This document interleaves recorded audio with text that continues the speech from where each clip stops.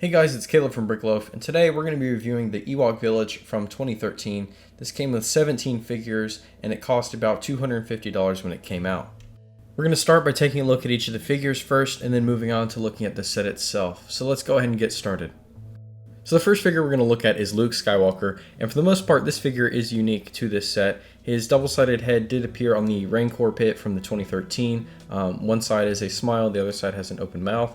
And then the torso does have a front and back print, and this is unique to this set except for it did come with a watch set. There was this Luke Skywalker figure that came with a watch, but for the most part this figure can't be found anywhere else. Next up we have Princess Leia, and this figure is pretty rare because her hairpiece only appeared in this color in this set. Her torso, the cloth around her waist, and her legs only appeared in this set with those prints. The only piece on her to be used in other sets was her double-sided face, one with a smile and the other with a frown. And this was in the 2012 Gold Leader's Y-Wing and the 2013 Jabba's Sail Barge. Not surprisingly then, this figure has a pretty high cost on Bricklink, which is averaging about $60 to $70 depending on whether it's used or new. Next up is Han Solo, and this figure has a single-sided face, and it's not entirely rare. This figure has appeared in another set, and the pieces, the torso, the legs, the head, have been in other sets as well. And Chewbacca is another character even more so than Han Solo that they didn't change a whole lot. They used the same mold and same print for many sets for quite a few years, and so this isn't a very unique Chewbacca in this set either. The R2-D2 is a little more rare than usual. The body and the legs are obviously used in many other R2-D2 sets, and the figure did appear in a watch set as well, but this specific R2-D2 with the flat silver head, that's the rare piece, and it only appeared in that watch set and the Ewok Village. The same piece and print was used in a gray color, but it's the flat silver that gives this one the rarity. In a similar way, the C-3PO figure is somewhat unique to this set. The head and legs have appeared in many other sets, but the pearl gold torso with the wired print, that one only appeared in the Droid Escape from 2013, the Ewok Village this one, and a Star Wars Celebration exclusive set from 2015. Next up is Logray and Ewok, who use a tan, leg, and base combo, which have appeared in other figures, but the head mold on this character has only ever appeared in the Ewok Attack set from 2011, so it has only appeared in this set and one other, making it pretty rare. This head mold was used for another Ewok character in this set, though it was recolored entirely, so it does look like a different figure in the other one, but it is the same mold piece. That other character is Tebow, and you can see by the face design, the piece on the head, and the pouch coming across the front of the mold that it's the same mold, just different color. This time it's dark gray. And the same deal with this one is a plain torso and legs underneath. It's the color of the mold on top and the mold itself that is unique to this character. And unique to this figure is that this is the only set that this character appears in. Now the next three Ewoks all feature the same mold with different colors, just like the last two, and the first one here is Chief Chirpa. This character did appear in the Battle of Endor set from 2009 in addition to this set, so he's not entirely unique to this set. The next one is Wicket, who appeared in 2019's Action Battle Endor Assault in addition to the Ewok Village set. And the last of the three is the Ewok Warrior, who also appeared in the Star Wars Advent Calendar in 2015. So all of these figures appeared in at least one other set, and they all feature the same head mold, just printed in different colors. The Endor Rebel Commando is the next figure, and he's again somewhat unique to this set. The character himself has only ever appeared in this set, though his head has been used in a Lord of the Rings set, and then the torso, legs, and helmet were used in a Battle Pack set, in an Advent Calendar, and on another figure in the same set. But there have not been many Endor Rebel figures, so it's really nice that they included two of them in this set, and the next one is pretty much the same.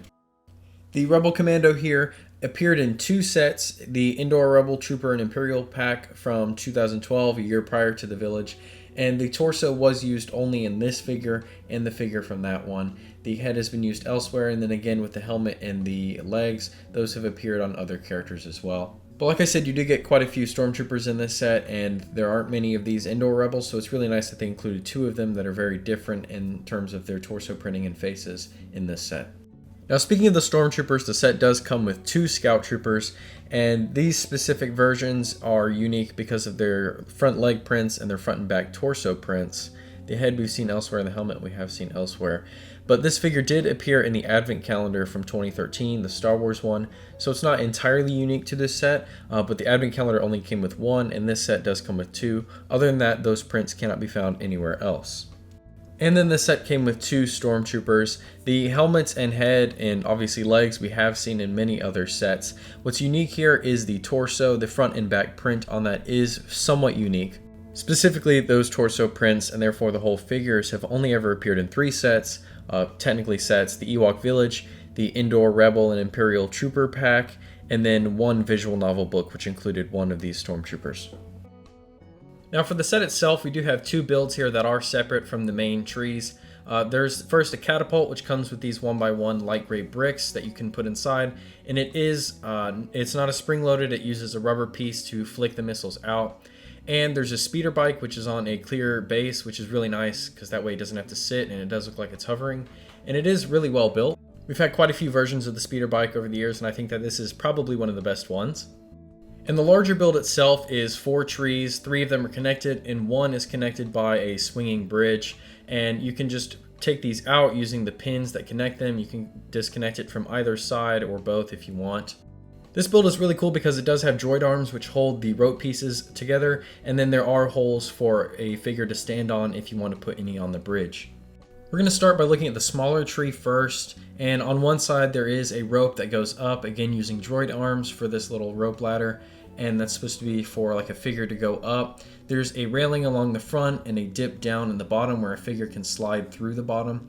And the way you do that is you just take someone, put them in the center of the tree, and by pulling out this panel you can drop a figure down kind of like a slide, and they will come tumbling down out through the front of the tree.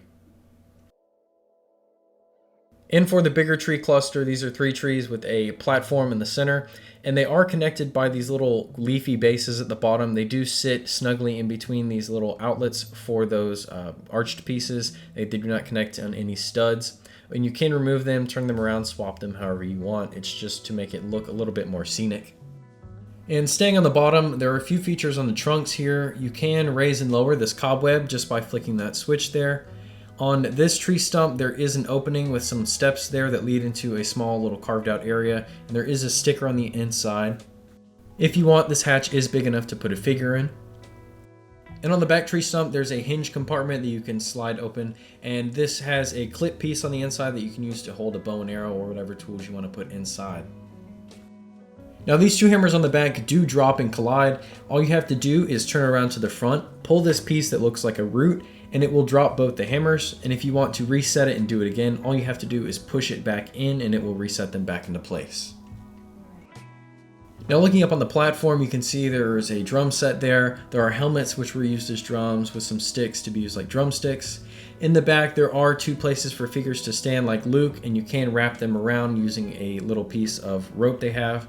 There's this fire here which you can put a person on and rotate them around. And then there are quite a few details that you can see through the back by looking in each of the huts. So first off, this one here does have a lever, and you can pull this rope here that will raise a figure. You're supposed to put a figure in that net like a stormtrooper. It will raise and lower them, and you can take the rope off if you want. There's some food stored above and a pot down below. In the back is C-3PO's throne, and this is clipped in with a clear piece that you can use to remove, and you can have the Ewoks carry him in the throne if you want, or if you just want to connect it back to the platform, all you gotta do is snap it back into place. There's not a whole lot in the center building. On the inside there is a small campfire, but on top of this tree there is another catapult. It's a smaller one this time, that's just like a flick fire, and you can put more of those stone pieces in the top and flick them to launch them out the back. And then the final hut has a bed with a torch, a seat, and on top there is a place for a bow and arrow, as well as a little board like a chalkboard, and room for a figure to stand on top if you want to put one up there. And this second floor is connected to stairs on the front that can lead down to the rest of the platform. And that's the Ewok Village, a really great set that includes a unique grouping of characters and some pretty cool features as well. And I hope that they remake this set up to this scale again in the future. But let me know what you think about this video down below. If you enjoyed it, please leave a like and subscribe if you want to see more.